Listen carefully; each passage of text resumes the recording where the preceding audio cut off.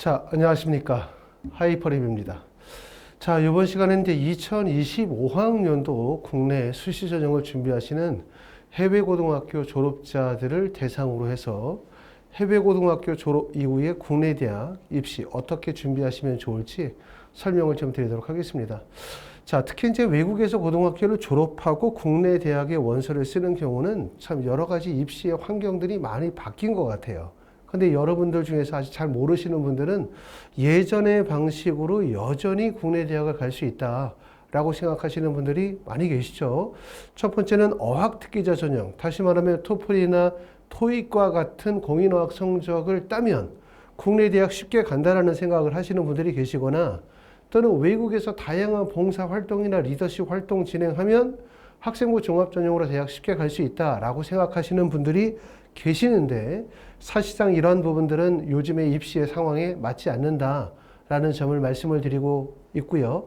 따라서 이제 현재 2025학년도 국내 대학 수시 전형의 원서를 쓰시려고 하시는 분들에게도 이 영상이 도움이 되겠고, 또한 외국으로 유학을 가려고 하시는 분들, 현재 또 외국에서 유학 생활이신 분들도 이 영상을 통해서 앞으로 한국 대학 어떻게 준비하면 좋을지 잘 이해하시면 좋을 것 같습니다. 자, 첫 번째는 이제 국내 대학의 입시의 상황, 또 수시에서 어떤 전형으로 선발하는지를 보시면 될 것 같은데, 2025학년도와 2024학년도를 비교해서 설명을 드려요. 보시는 것처럼 수시 전형에서는 4개의 전형이 있습니다. 그 안에 첫 번째는 학생부 교과라는 전형이 있고, 학생부 종합이라는 전형이 있고, 그 다음에 논술 전형이 있고요. 실기 실적 전형 안에 어학특기자라는 전형이 있어요. 그리고 수시와 정시를 비교하면 수시에서 선발하는 비율이 대략적으로 한 78%를 수시에서 선발하고요. 수시라는 건 이거죠. 9월에 원서 접수하는 게 수시 전형이라고 하는 거고, 정시는 수능 성적을 기반으로 해서 보통 12월 말이나 1월 달에 원서 접수를 하는 게 정시라고 하는데, 정시 선발 비율이 대략적으로 한 22%, 수시 선발 비율이 약 78% 정도 차지하고 있고, 수시 전형에서는 학생부 교과의 선발 비율이 가장 높습니다. 56.9%, 학생부 종합 전형의 선발 비율이 29.1%, 논술이 4.1% 해당되지만, 이거는 전국의 모든 대학을 합쳤을 때, 이럴 때는 학생부 교과, 학생부 종합, 그 다음에 논술 정도의 순위로 선발 비율이 높지만, 서울 수도권 중심으로 뽑는다면, 서울, 경기 지역으로만 선발한다면 학생부 종합 전형의 선발 비율이 가장 높아요. 자, 전형이 이렇게 4개가 구분이 되어져 있으면 먼저 전형별 특징을 알아야 돼요. 이걸 알아야 되는 이유는 내가 가지고 있는 교과 성적이라든가 비교과 활동이라든가 여러 가지 우수한 지표들이 과연 어떤 전형에 적합한지를 알아야 원서를 쓸 수 있기 때문에 이렇게 말씀을 드릴 수가 있겠죠. 제일 첫 번째는 학생부 교과 전형이라는 게 있어요. 한마디로 얘기하면 내신 성적만으로 합불이 결정이 되어지는 전형인데, 이 학생부 교과 전형은 해외 고등학교 학생들이 쓸만한 대학들이 많지 않습니다. 많지 않은 이유는 첫 번째는 학생부 교과 전형의 지원 자격이 국내 고등학교 졸업자로 제한되는 경우가 많아요. 또 국내에서 3학기나 5학기 정도를 반드시 이수할 것을 요구하는 경우들이 많기 때문에 첫 번째는 지원 자격에서 벌써 문제가 생기는 경우들이 많고, 또 수능 최저학력 기준을 요구하는 학교들도 많기 때문에 학생부 교과 전형의 대학은 많지 않습니다. 쓸만한 학교들이. 가장 해외고 학생들이 원서를 쓰기에 가장 좋은 게 바로 학생부 종합 전형이죠. 학생부 종합 전형은 서울대학교부터 시작해서 지방에 있는 대학들까지 전형적으로 쭉 펼쳐져 있고, 학생부 종합 전형의 특징은 대부분의 대학들이 해외 고등학교 졸업자의 지원 자격을 문제 삼지 않아요. 그 다음에 두 번째는 수능 최저학력 기준을 요구하지 않는 학교들이 많아요. 그러니까 외국에서 고등학교 졸업했다, 지원 자격에 문제 없어. 그 다음에 두 번째, 나 수능 준비 안 돼 있어? 수능 최저 없으니까 지원 자격에 문제 없어. 결국 서류평가 이후에 면접만으로 합불이 결정이 되기 때문에 많은 학생들이 어디를 생각할 거냐면 학생부 종합 전형으로 대학을 가는 것을 많이 생각할 것이라고 생각합니다.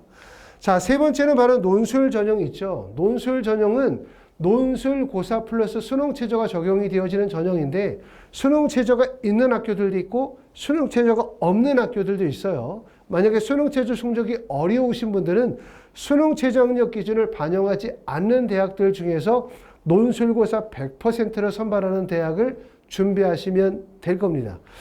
그 다음으로 이제 어학특기자 전형이 있죠. 어학특기자 전형의 공인어학 성적, 토플 성적으로 대학을 가는 경우인데, 아시는 것처럼 어학특기자 전형이라고 한다면 이화여대 어학특기자 전형 또는 국제학특기자 전형이 있고, 그 다음에 국민대학교 어학특기자 전형이 있어요. 사실상 이 두 개 정도 대학이 있고, 서경대학교가 올해 폐지가 됐기 때문에 어학특기자 전형은 그만큼 선택폭이 좁다는 점에 단점을 가지고 있습니다.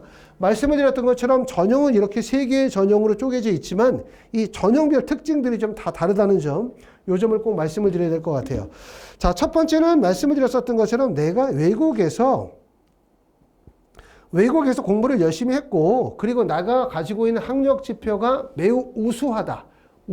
다시 말하면 나의 교과 성적과 비교과 활동과 그 다음에 전체적인 학업적 성적이 매우 우수하다면 어디가 유리하냐면 학생부 종합전형이 유리하겠죠. 하지만 내가 GPA 성적이 다소 부족하거나 활동의 역량의 다양성이 우수하지 못하다라고 판단하면 논술고사를 준비하시는 게 유익하다. 도움이 된다라고 말씀을 드릴 수 있을 것 같습니다. 자, 여기까지 일단 말씀을 드린 내용을 기억하실 점은 우리가 선택할 수 있는 건 학생부 교과, 학생부 종합, 그 다음에 논술, 어학특기자 4개의 전형이 있다. 이 중에서 내가 가지고 있는 특장점을 이용해서 4개의 전형 중에 하나를 선택하거나 아니면 전형을 2개를 선택해서 원서를 쓰는 경우들. 요즘에는 학생부 종합만으로 원서를 쓰는 경우는 많지 않아요. 학생부 종합 전형과 논술 전형을 같이 대비하는 경우가 일반적으로 좋다. 이렇게 말씀을 드릴 수가 있고요. 자, 다음으로 여러분들이 요즘을 꼭 알아두셔야 돼요. 지금 설명을 드린 이 내용을 보면 어떤 걸 아실 수 있냐면 해외에서 고등학교를 졸업하고 국내 대학을 가기가 얼마나 어려운지를 아셔야 돼요. 예전처럼 여전히 마음속에 내가 외국에서 고등학교를 졸업했기 때문에 국내 대학을 쉽게 갈 거라고 생각하거나 또는 외국에서 고등학교를 졸업하고 외국의 대학을 가는 것만큼 나도 국내 대학을 그 정도 수준에서 갈 수 있다고 생각하시면 그러면 큰 오산이라는 점을 알아두시고, 예전에 비해서 외국에서 고등학교를 졸업하고 국내 대학을 가기가 어려워졌어요. 그 다음에 어려워졌다라는 표현보다는 예전의 방식이 아닌 새로운 방식으로 국내 대학을 가야 된다는 사실을 꼭 알아야 되기 때문에 앞에서도 말씀을 드렸었던 것처럼 해외고 졸업했다, 공인어학 성적 따야 되겠다. 해외고 졸업했으니까 비교과를 강조해서 학종으로 대학 가겠다. 이게 아니라 2025년도, 2026학년도 입시에 맞게끔 해외고 학생들이 준비를 한다면 성공적으로 원하는 대학에 합격할 수가 있습니다. 자, 먼저 한번 보시면 서울대학교부터 시작해서 한국외대까지 대학별 해외고 졸업자의 선발 비율을 2023년도와 2024년도를 비교해서 보도록 하겠습니다. 자, 제일 첫 번째로 보시면 해외고 선발 비율이 가장 높은 학교가 어디야? 봤더니 바로 연세대학교죠. 연세대학교는 2024년도에 2023년도보다 더 증가했죠. 2023년도가 12.67%고 2024년도에 14.07%이기 때문에 해외고등학교 졸업자의 선발 비율이 전체 모집 인원 중에서 14%나 되는 가장 많은 학교라는 점. 여기 특징인데 이 14%가 어디에서 왔냐? 첫 번째는 3년 특례, 12년 특례 또는 외국인 전형과 같은 특례 전형이 대부분이고요. 그 다음에 두 번째는 연세대학교 하면 여러분들이 다 아시는 것처럼 학생부 종합 국제형에서 해외고등학교 선발 비율이 있잖아요. 그렇죠? 그 인원만큼이 선발이 이루어지다 보니까 그 어느 대학들보다도 해외고등학교 졸업자의 선발 비율이 높은 학교입니다. 자, 그 다음으로 높은 학교를 보시게 되면 한양대학교가 11.63%에 해당이 되고 그 다음으로는 고려대학교가 10.42% 해당이 됩니다. 서강대학교는 전년도보다 좀 증가했죠. 증가해서 9.45%를 보여주고 있고요. 서울대는 전체 인원의 2.11%, 그 다음에 보시는 것처럼 중앙대학교는 6.69%, 이화여대는 6.26%, 그 다음에 경희대학교는 7.29%고 한국외대는 5.77%에 해당이 되어집니다. 각 대학들마다 여러 가지 이유와 목적으로 인해서 해외고등학교 학생들을 적극적으로 유치하려고 해요. 하지만 해외고등학교 학생들이 국내 대학에 많이 합격을 하거나 실제 선발되어지는 전형은 어디다? 재외국민 전형에 해당이 되겠죠. 3년 특례 전형이나 12년 특례 전형이나 외국인 전형으로 오시는 경우에는 이렇게 해외고등학교 졸업자들의 선발 비율이 높고 그만큼 유리할 수밖에 없지만 외국에서 고등학교를 졸업하고 국내 수시 전형으로 학생부 교과나 종합이나 논술 전형으로 국내 대학을 원서를 써야 되는 상황은 결코 쉽지가 않습니다. 대학별로 실제 얼마나 선발이 이루어지고 있는지를 한번 보도록 하겠습니다. 자, 서울대학교를 보시면 2024년도에 79명이 선발됐고 2023년도에도 79명이었어요. 이 중에서 75명이 재외국민 전형입니다. 서울대학교는 3년 특례 전형이 없기 때문에 12년 특례 전형에서 79명을 선발했다. 이렇게 보시면 되고요. 그 다음에 학생부 종합전형에서 4명을 선발을 했습니다. 이렇게 4명을 선발했고 2023년도에도 5명, 2022년도에도 5명을 선발했기 때문에 어느 대학들보다도 서울대학교가 학생부 종합전형으로 해외고등학교 학생의 선발 비율이 높은 학교예요. 높은 학교. 대신 이제 서울대학교를 학생부 종합전형으로 원서를 쓰려면 대부분의 경우는 3년 특례 전형이나 12년 특례 전형으로 표준학력 지표 또는 다양한 학력 지표와 학교의 우수성들이 인정이 되는 경우들이 많기 때문에 서울대학교가 학종으로 많이 뽑는다고 해서 아무나 원서를 쓸 수 있는 게 아니라 실제 서울대에 합격할 수 있을 정도의 학력 지표를 갖추는 게 중요하지 않을까라는 생각이 들고요. 연세대학교는 아까도 말씀을 드렸었던 것처럼 2024년도에 전년도에 534명을 뽑았고 2024년도에는 614명, 전년도보다 많이 증가했고요. 많이 증가했지만 실제 증가한 거는 재외국민 전형 461명에서 532명으로 증가했고 학생부 종합전형은 다시 말하면 학생부 종합 국제형은 72명에서 80명으로 인원이 8명 늘었습니다. 그 다음에 수능에서 1명을 뽑은 거예요.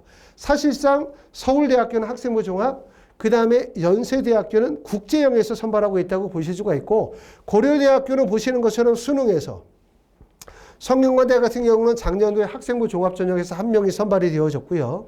그 다음에 서강대학교는 학종에서 2023년도에 1명, 그 외에는 수능과 논술 전형에서 실제 합격이 있긴 있지만 보시는 것처럼 인원이 매우 적죠. 이렇게 인원이 적은 이유는 첫 번째는 예전에 비해서 해외고등학교 졸업자의 학생들이 많이 줄었어요. 그렇죠? 단지 우리가 3년이나 12년 특례, 다시 말하면 부모의 직업적인 목적을 가지고서 외국에 유학을 가는 경우가 아니라 학생 혼자서 외국에 유학을 가고 다시 이제 국내로 리턴하는 경우의 사례들이 많지 않기 때문에 실제 이 합격생의 숫자가 적은 이유는 원인이 뭐냐? 많은 학생들이 원서를 써서 합격하는 학생이 매우 적다가 아니라 실제 지원자가 그만큼 예전보다 많이 줄었다는 점을 참고로 이해하실 필요가 있고요. 한양대학교는 전년도보다 지금 2024년도에 433명인데 434명 전체가 다 재외국민 전형에서만 선발이 이루어졌습니다. 중앙대학교는 273명을 선발했고 그중에 학생부 종합전형에 선발 인원이 1명 있어요. 자, 이화여대가 연세대학교만큼이나 해외고 학생들에게 유리한 전형인데 바로 여기가 이렇게 선발 인원이 13명이 나오는 이유는 아시는 것처럼 바로 어학특기자 전형, 국제학 특기자 전형이 있기 때문에 그렇죠. 모집 인원이 13명이기 때문에 2022학년도부터는 줄었죠. 소폭. 15명, 13명이고요. 경희대학교는 학생부 종합전형으로 작년에 4명이 합격이 되어졌습니다. 한국외대는 보시는 것처럼 학생부 종합 특기자 전형에서 선발 인원이 없고 보시는 것처럼 정시, 수능에서 선발한 인원이 2명, 그 다음에 논술 전형에서 합격한 인원이 1명 이렇게 있어요. 보시는 내용들을 보시면 뭐냐면 해외고등학교 졸업자들이 국내 대학에 합격하는 비율이 높은 학교 같은 경우는 한 대학 내에 뭐 17%, 10% 정도까지도 실제 해외고등학교 학생들이 선발이 이루어지고 있지만 이 비율은 대부분 어디에서 나온다? 재외국민 전형이다. 3년이나 12년 특례 재외국민 전형이고 재외국민 전형이 아닌 단순 유학으로 학생부 교과나 종합이나 논술 또 수능으로 대비하시는 학생들의 경우는 실제 이만큼 합격률이 높지 않다는 점을 꼭 알아두실 필요가 있습니다. 자, 그러면 이제 알아야 될 부분이 있어요. 야, 왜 이렇게 해외 고등학교 졸업자들이 국내 대학을 가기가 그만큼 어려울까? 왜 어려울까? 그럼 어려우면 방법은 무엇일까? 이 부분에 대해서 우리가 생각할 수밖에 없는데 첫 번째 우리가 서류 평가를 어떻게 하고 있는지 알아두실 필요가 있어요. 국내 입시는. 국내 입시에서 서류 평가는 세 가지의 평가 요소를 가지고 있습니다. 첫 번째는 학업 역량, 두 번째는 진로 역량, 세 번째는 공동체 역량이라고 하고 일반적으로 학업 역량의 40%, 진로 역량의 30%, 공동체 역량의 30%를 반영해요. 첫 번째, 학업 역량이라고 하면 제일 중요한 부분이 뭐냐면 고등학교의 유형이 되게 중요해요. 아시는 것처럼 국내에도 대한민국에도 일반 고등학교가 있고 자사고가 있고 과학고가 있고 영재고가 있어요. 다시 말하면 고등학교 유형에 따라 교육 과정이 다르죠. 고등학교 유형에 따라서 그 학생들이 가지고 있는 학업적 역량과 수준이 다 달라요. 그렇기 때문에 예를 들어서 일반고 내신 성적이 1.5라고 해서 그게 자사고 1.5와 동일하게 평가하거나 자사고의 내신 성적이 2등급이라고 해서 일반고의 2등급을 동일하게 평가하지 않죠. 그렇죠? 아시는 것처럼 고교 간의 어떤 등급, 고교 간의 학업적 배경을 고려하잖아요. 그렇죠? 그렇기 때문에 학생부 교과 전형은 대부분 일반고 학생들, 학생부 종합 전형은 자사고 학생들에게 유리한 전형으로 이렇게 전형이 나눠져 있는 이유도 전형이 학생부 교과나 학생부 종합으로 나눠져 있는 이유도 결국은 국내 고등학교 유형이 몇 개로 구분되어져 있기 때문이에요. 해외 같은 경우는 고등학교 유형이 첫 번째는 IB 디플로마 과정이 있는 IB 학교가 있을 거고 그 다음에 A레벨 학교가 있겠죠. 영국제 13학년제 A레벨 학교가 있고 그 다음에 세 번째는 IB나 A레벨이 아니지만 AP가 개설이 되어지는 AP 학교가 있을 거예요. 그리고 세 번째를 벌써 네 번째로 가면 IB도 아니고 A레벨도 아니고 AP도 아니고 그냥 일반 로컬 학교들이죠. 로컬 학교들이. 이렇게 세 개로 구분이 되어지는데 네 개로. 이 네 개로 구분되어지고 일반적으로는 IB 학교나 A레벨 학교들이 전 세계적으로 일정한 학력 지표와 커리큘럼을 가지고 있다 보니까 결국은 IB나 A레벨의 학교가 학교 성적에 대한 신뢰도가 높아요. 하지만 AP 아니라 일반 로컬이 되어지면 고등학교 때의 GPA 성적이나 고등학교 때의 활동에 대한 부분에 신뢰도가 다소 낮을 수도 있다. 이걸 알아두셔야 되는데 해외 고등학교 졸업자들, 다시 말하면 부모님과 함께 따라서 재직자 전형이나 사업을 목적으로 사업하거나 또는 현지에서 사업을 목적으로 재외국민 자격 조건으로 나가시는 분들이 아닌 본인이 단순 유학으로 나갔다가 국내 대학에 오시는 분들이 주로 많이 어디 계시냐면 캐나다나 미국이나 호주로 가는 경우들이 많아요. 근데 이런 나라들이 캐나다나 미국이나 호주들이 IB 학교나 A레벨 학교들도 있을 수 있겠지만 대부분 사실상 AP이거나 일반 로컬인 경우들이 상당히 많습니다. 그렇기 때문에 뭐냐면 우리가 유학을 하기에는 정말 좋은 환경이지만 내가 다니고 있는 고등학교에 신뢰도가 높지 않다는 점이 첫 번째예요. 첫 번째. 이게 가장 큰 문제고. 첫 번째는 그래서 이제 대학에서 학생들이 가지고 있는 학력 지표를 평가할 때는 첫 번째 중요한 게 고등학교의 유형이 뭐냐. 실제 고등학교의 우수성이 어느 정도 되느냐. 고등학교의 학생 수가 얼마나 되느냐. 이런 부분들을 파악하고 그러기 위해서 이제 스쿨 프로파일을 제출하도록 요청을 하는 거죠. 그 다음에 중요한 거는 뭐냐면 교과 학생이 이제 대학에서 고등학교에서 이수했었던 교과의 성적과 교과목의 이수 여부가 중요하겠죠. 내가 해당되는 고등학교에서 어떤 과목을 수강 신청을 했고 그리고 그 교과목의 성적이 어떻게 우수하느냐. 이거 당연히 중요할 거고요. 그 다음에 SAT나 AP나 ACT가 있는데 이게 재외국민 전형에서는 반영이 되어지지만 수시 전형에서는 사실상 SAT, AP, ACT가 다 반영이 되지 않죠. AP가 반영이 되어지는 경우는 모든 대학에서 학생이 AP 학교인 경우에는 AP 점수가 반영이 돼요. 하지만 내가 AP 학교가 아닌데 AP를 별도로 수강을 해서 점수를 획득한다 하더라도 이런 경우는 반영되지 않아요. 또 연세대학교만 특이하게 연세대학교 국제형은 AP 학교인 경우에는 SAT 성적을 반영해 줍니다. 연세대학교만. 다른 대학들은 모두 SAT 성적 반영하지 않아요. 또 공인어학 성적을 반영해주는 학교는 어디밖에 없냐? 어학특기자 전형에 해당이 되는 이화여자대학교, 국민대학교 외에는 공인어학 성적을 일체 반영하지 않죠. 그럼 결국은 뭐냐면 해외 고등학교 졸업자들이 국내 대학을 갈 때 포함을 시킬 수 있는 부분은 공인어학 성적은 어학특기자 전형이 아닌 경우는 안 된다고 말씀을 드렸고, 그 다음에 ACT는 아예 안 되는 거고요. 그 다음에 AP인 경우는 AP 학교인 경우에만 해당이 되어진다고 말씀을 드렸고, 결국 중요한 거는 전체적으로 GPA 성적의 중요성에다가 출신 고등학교의 유형이 과연 무엇이냐에 따라서 학교에 대한 신뢰도가 높아질 수밖에 없어요.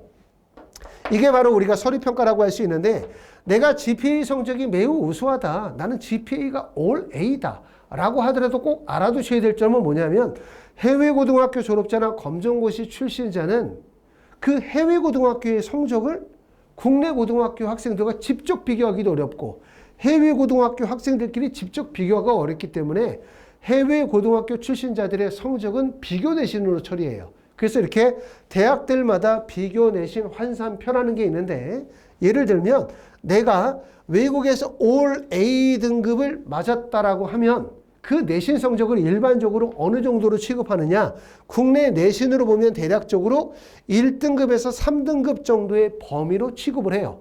하지만 서울권의 대학을 가려고 한다, 인서울 되려고 한다, 학생부 교과나 학생부 종합전형으로 간다, 그럼 대부분 내신 등급이 2등급 이내까지는 들어와야 사실상 학생부 교과 전형으로 학생부 종합 전형으로 인서울의 대학에 합격할 수 있기 때문에 결론적으로 얘기하면 외국에서 all A를 맞아도 서울권의 대학을 가려고 한다면 내신 성적만으로는 변별력이 크지 않다. 이런 점을 확인하실 수가 있고요. 자, 그러면 학생부 종합 전형으로 원서를 쓴다.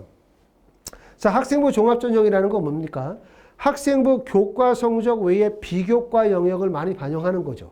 그렇기 때문에 특히 이제 해외 고등학교 졸업자들에게 매우 유리한 전형이었고, 예전에는 해외 고등학교 졸업자들이 학생부 종합 전형으로 대학을 많이 갔어요.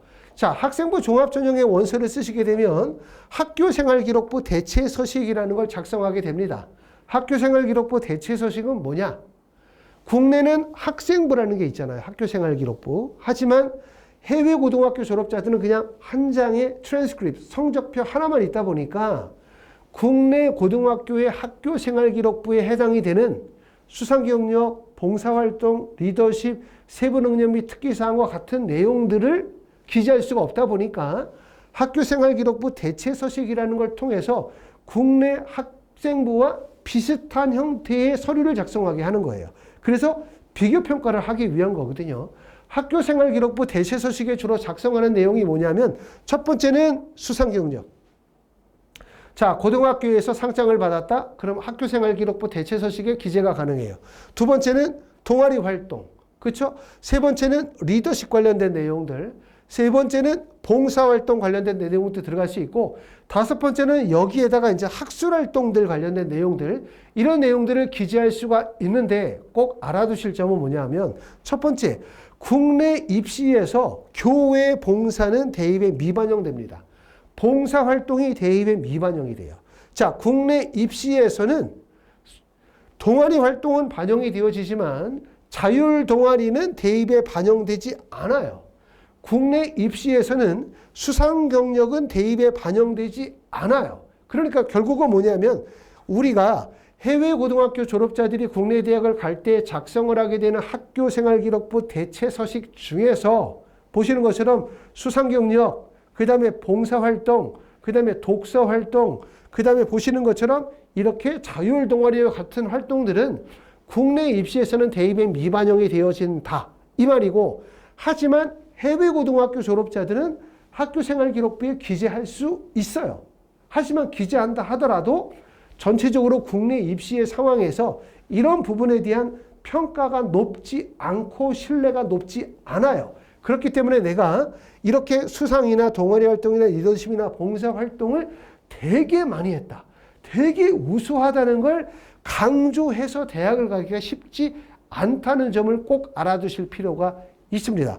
결국 이러한 점들은 결국은 뭐냐면 학생부 종합전형이 예전만큼 쉽지 않다. 왜 쉽지 않다? 학생부 종합전형 중에서 특히 비교과 영역에 대한 반영 범위가 많이 축소가 되어졌기 때문에 그만큼 학종이 쉽지 않다는 걸 얘기를 하는 거예요. 아시겠죠? 자, 그럼 이제 학력 지표라는 걸 우리가 한번 생각을 해보자. 말씀을 드렸었던 것처럼 고등학교의 유형이 1차적으로 되게 중요하다고 볼 수 있어요.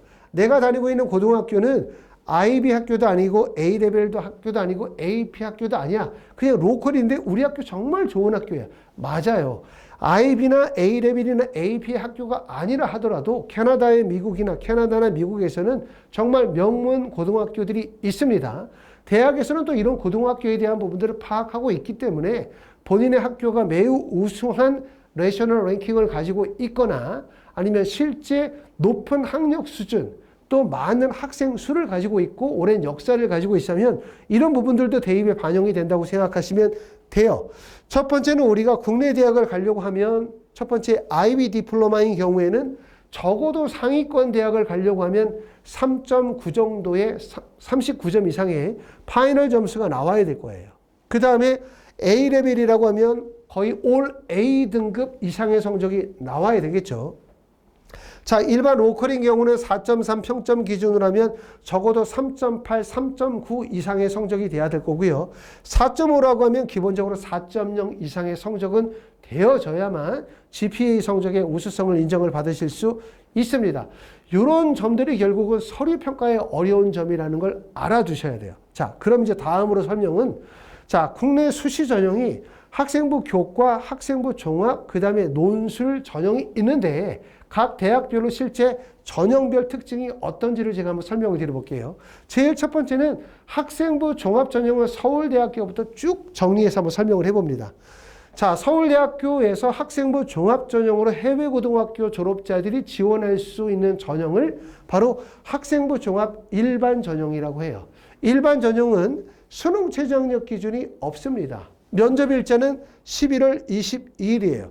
자, 학생부 종합전형에서 여러분들이 체크할 점은 첫 번째는 학종은 면접을 보는 학교들이 많지만 수능 최저학력 기준이 적용이 되는 학교들이 많지 않아요. 그렇기 때문에 연세대학교 활동 우수형 수능 최저 있고 그 다음에 고려대학교 학업 우수형 수능 최저가 있고 서울시립대학교 학생부 종합 서류형의 수능 최저가 있지만 보시는 것처럼 모든 대학의 수능 최저를 적용하지 않아요. 그렇기 때문에 우리가 외관상으로 볼 때는 해외고등학교 졸업자들이 원서를 쓰기가 너무 좋죠. 일단 첫 번째 대학 마음에 들어. 그렇죠. 괜찮아. 그리고 두 번째는 일단은 수능 최저 안 들어가. 그렇죠. 그리고 세 번째는 해외고 지원하는데 자격에 문제 없어. 그 다음에 네 번째는 서류평가 이후에 면접이야. 면접은 나도 해볼 만해. 라고 생각하기 때문에 원서 지원이 수월하죠. 하지만 자기소개서도 폐지됐으니까 더 수월하고 하지만 말씀을 드렸었던 것처럼 이렇게 학생부 종합 상위권 대학에 원서를 써서 합격을 하려면 뭐가 있어야 되냐면 첫 번째는 출신 고등학교의 우수성이 있어야 되고 두 번째 이를 통해서 내가 이수했었던 교과목과 학력 지표에 대한 신뢰도가 높아야 돼요. 그 다음에 세 번째는 거기에다가 나의 GPA 성적이 우수해야 되고 그리고 네 번째는 내가 이수했었던 교과목이 지원할 학과와의 적합성이 강조되어야 하고 그 다음에 비교과 활동의 영역의 우수성들이 인정이 되어야 하기 때문에 결코 쉽지 않다. 물론 이런 충분한 준비가 되어져 있다면 타당한 원서 지원이 되겠죠. 다음에 건국대부터 한성대까지도 보면은 건국대학교부터 한성대까지 보면 수능 최저가 있는 대학은 보시는 것처럼 홍익대학교 학교생활 우수자 전형이 세계 영역 등급합 8이고 나머지 대학은 다 수능 최저 없어요. 숙명여대, 세종대, 숭실대, 국민대, 서울과학기술대, 광운대, 성신여대, 서울여대, 동덕여대, 덕성여대, 명지대, 상명대, 삼육대, 한성대까지도 수능 최저가 다 없고 그 다음에 아주대, 인하대, 한양대, 에리카, 단국대, 한국항공대, 가천대, 인하대, 인천대, 경기대, 가톨릭대학교 가면 모든 대학들이 수능 최저가 없습니다. 말씀을 드렸었던 것처럼 우리가 국내 대학에 수시 원서 쓸 때 이것만 생각하시면 안 돼요. 자, 수능 최저 준비하기가 어려우니까 수능 최저 준비 없이 대학 가자. 이거 생각하셔가지고 학생부 종합전형으로 원서를 쓰는 거 결코 쉽지 않다고 말씀을 드렸고, 실제 학생부 종합전형에서 얼마나 학생들이 뽑히는지도 앞에서 보여드렸기 때문에 그만큼 어렵다는 사실을 알아두셔야 할 것 같습니다. 자, 그러면 학생부 교과는 어떠냐? 학생부 교과라는 것은 외국에서 취득한 GPA 성적을 그 성적으로 대학을 간다는 거잖아요. 근데 이게 어렵죠. 왜? 외국에서 취득한 GPA 성적을 국내 고등학교 학생들과 직접 비교하는 게 가능한가? 가능하지 않죠. 또 아까도 말씀을 드렸던 것처럼 비교 내신을 적용한다 하더라도 올 A를 맞으면 1등급에서 3등급 범위 안의 구간이기 때문에 GPA 성적만으로는 학생의 우수성을 인정받기가 매우 어려워요. 하지만 학생부 종합전형에 선발하는 대학들이 있습니다. 자, 학생부 종합전형이 왜 어려운지를 설명을 드리기 위해서 경희대학교 지역균형 선발 전형을 요약해봤어요. 자, 경희대학교 지역균형 선발 전형의 지원 자격 첫 번째 보니까 국내 고등학교 졸업 예정자 이렇게 나오면 지원이 불가능하죠. 자, 그 다음에 세 번째는 3학기 이상을 이수해야 되니까 이것도 안 되는 거죠. 그 다음에 세 번째는 학교장의 추천을 받아야 돼. 이것도 안 돼요. 거기다가 수능 최저학력 기준을 2개 영역 등급합을 5를 요구해. 이러니까 안 되는 거예요.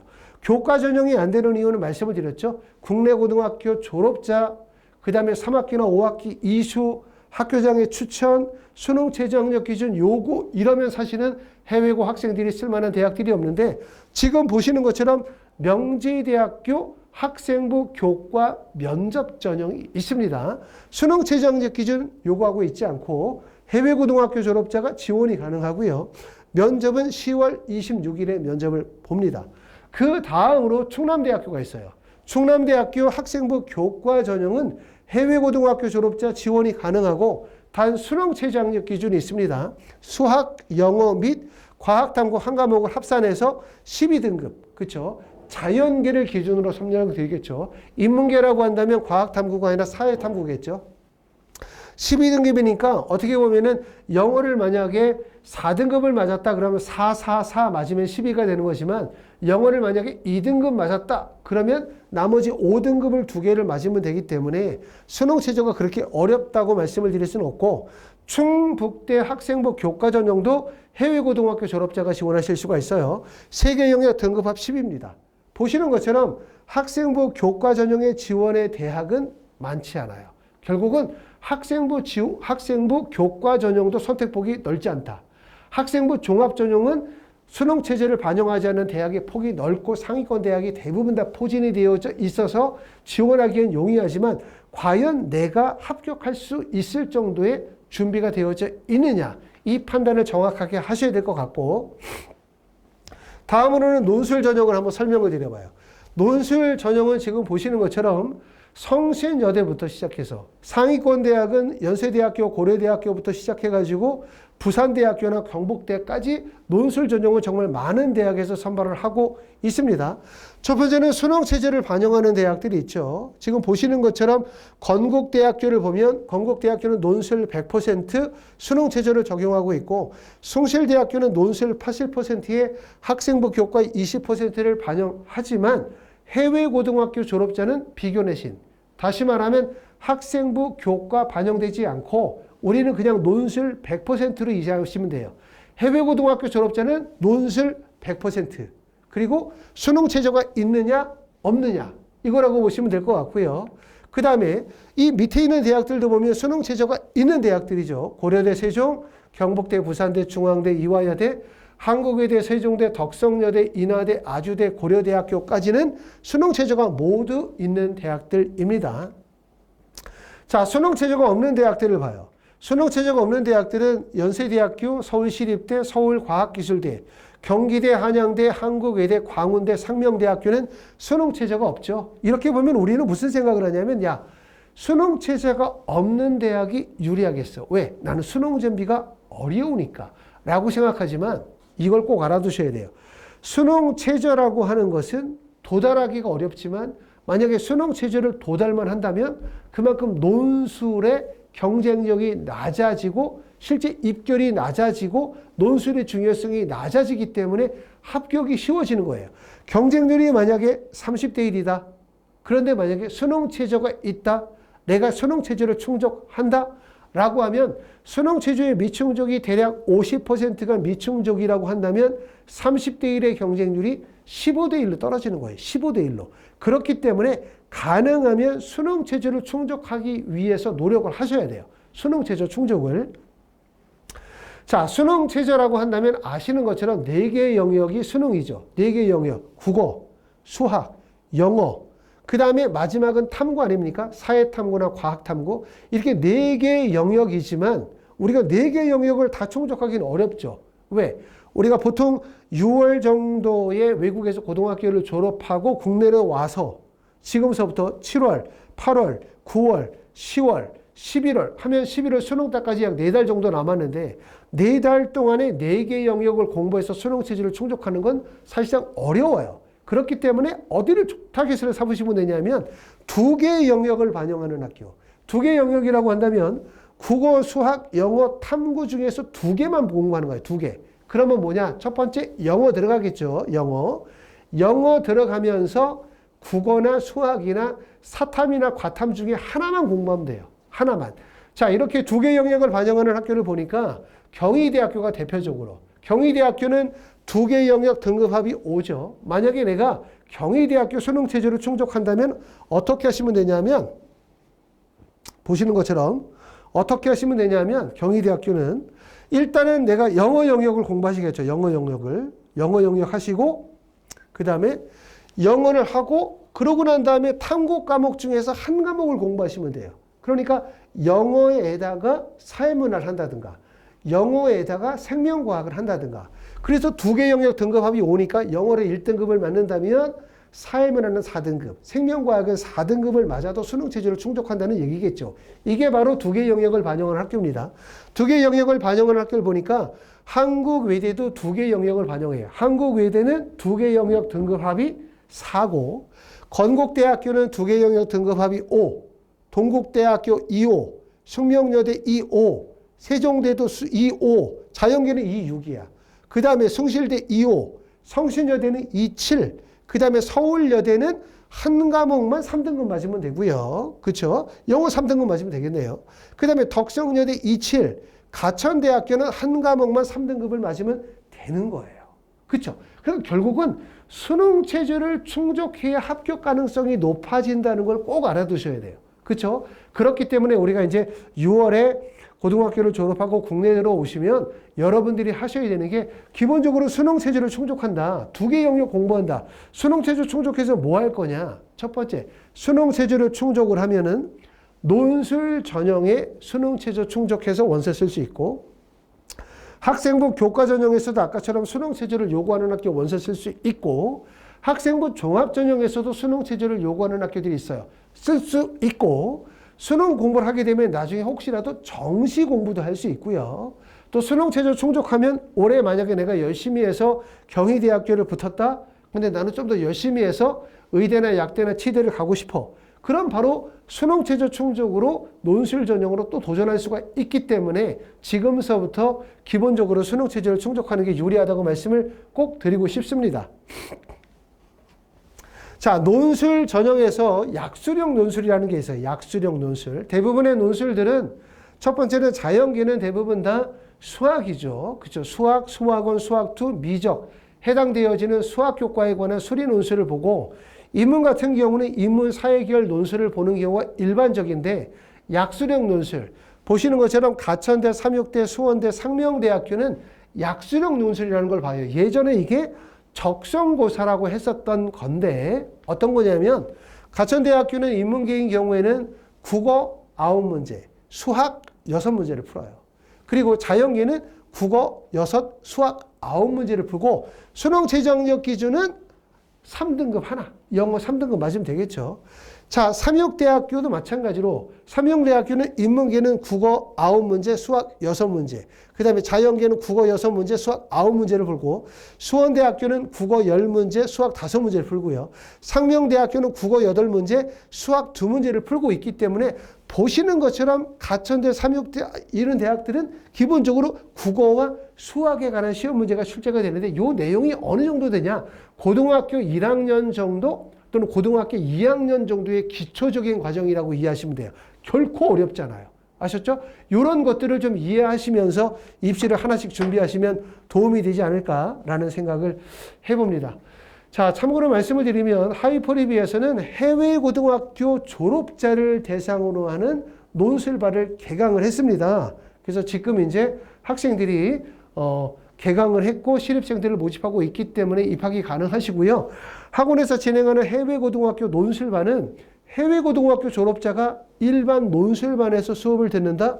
수업이 잘 맞기 어렵죠. 국내에서 고 1, 2, 3 과정을 졸업하는 학생들과 해외에서 고 1, 2, 3을 졸업한 학생들은 다르잖아요. 국내 학생들은 거의 한국어로 공부하고 한국어로 글을 쓰는 연습들을 매일 했겠지만 해외에서 공부하시는 분들은 대부분 영어로 말하고 영어로 책을 보다가 한국어로 쓰기 때문에 그만큼 일반 논술 수업에서는 잘 내용이 맞지 않는다. 그래서 하이퍼리비에서는 인문계열, 자연계열, 해외고등학교 졸업자 논술반을 개강해서 진행하고 있기 때문에 궁금하신 점들은 학원으로 연락 주시면 될 것 같고요. 자, 하이퍼리비에서는 해외고등학교 졸업자와 관련된 입시 컨설팅을 진행을 합니다. 9월 원서 접수를 앞두고 지원 대학과 학과 결정과 관련이 되어진 준비, 그 다음에 서류 준비에 대한 안내, 그 다음에 학교생활기록부 대체서식의 작성과 관련이 되어진 입시 컨설팅을 진행하고요. 두 번째는 해외고등학교 졸업자 논술 대비반을 수업하고 있습니다. 그리고 네 번째는 면접고사. 면접고사는 대부분 이제 9월 원서 접수 이후에 진행할 거고요. 아직은 면접고사 수업은 없습니다. 자, 이렇게 하이퍼립에서 진행하는 입시 컨설팅이나 또는 논술 수업에 대해서 관심 있으신 분들은 여기 보시면 카톡이나 밑에 주소가 있죠. 이리로 연락 주시면 안내 드리도록 하고 또 만약에 올해 졸업하신 분들이 아니라 내년에 졸업을 앞두시고 있는 분들 1년 정도 시간이 남았지만 현 시점에서 명확하게 본인이 가지고 있는 학력 지표에 대한 평가와 이후의 학습에 대한 계획을 정확하게 잡으셔야만 당황하지 않는 입시가 되고 성공하는 입시가 되지 않을까라는 생각이 듭니다. 자, 여기까지 하이퍼립이었습니다. 감사합니다.